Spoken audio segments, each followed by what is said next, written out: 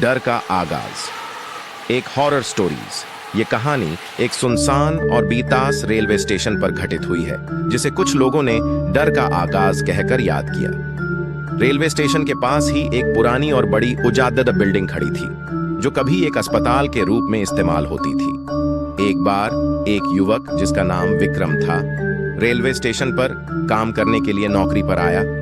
उसे अपने पहले दिन ही स्टेशन मास्टर ने उस पुरानी बिल्डिंग में कुछ सामान लेकर जाने के लिए बोला।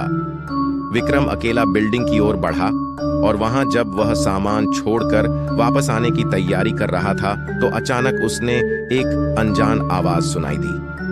बचाओ, मदद करो। यह आवाज एक महिला की थी जो विक्रम को सुनाई दे रही थी। विक्रम के होश उड़ गए और वह बिल्डिंग के अंदर बढ़ा गया। वह अपने प्रयासों के बावजूद किसी को नहीं देख पा रहा था, लेकिन आवाज और जोर से आ रही थी। विक्रम ने बिल्डिंग के कोने में एक पुराने और डरावने कमरे की ओर बढ़ा और वह देखा कि वहां पर एक औरत की आत्मा मौजूद थी, जो उसे बुलाने की कोशिश कर रही थी। उस औरत की आत्मा कभी गायब तो कभी उसके सामने आ रही से दिखाई दी और वह विक्रम से मदद मांग रही थी। पहले तो विक्रम घबराया, फिर उसने उस औरत की आत्मा को मुक्ति दिलाने का सोचा और फिर विक्रम उस बिल्डिंग से वापस स्टेशन आ गया। पर अगले दिन ही विक्रम उस उजाद बिल्डिंग में फिर गया, पर इस बार तैयारी के साथ। विक्रम ने उस औरत की आत्मा को शांति दिलाने के लिए एक पुरानी पूजा की किताब ढूंढ ली थी, जिसमें आत्माओं को मुक्ति दिलाने के बारे में पूरी जानकारी दी गई थी। विक्रम ने उस पुस्तक की वजह से उसकी मदद की। उसके अनेक प्रयासों के बाद वह आत्मा शांति पा गई और उस बिल्डिंग से आवाजें आना भी बंद हो गईं। विक्रम ने उस बिल्डिंग के रूप में यह भयानक घटना को उसके साथियों को सुनाई, लेकिन कोई नहीं माना। वह सिर्फ जानता था कि वह डर का आगाज में उस आत्मा की मदद करने के लिए आया था और उसने अपना काम किया। कहानी खत्म होती है, लेकिन यह सिखाती है कि डर के पीछे अक्सर आवाजें छिपी होती हैं, जो हमें मदद की आवाज सुनाने की कोशिश कर रही होती हैं।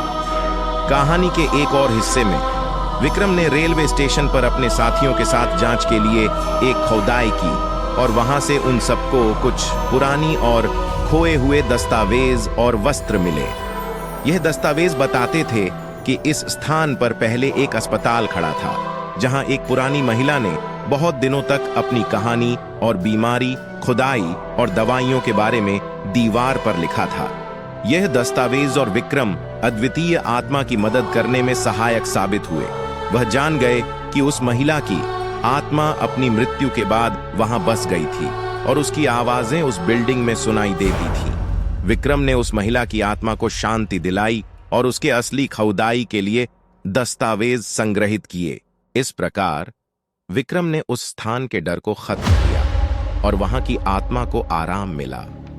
यह कहानी हमें यह सिखाती है कि हमारे डर के पीछे अक्सर अद्वितीय कहानियां छिपी होती हैं और कभी-कभी हमें उनकी मदद करने का अवसर मिल सकता है।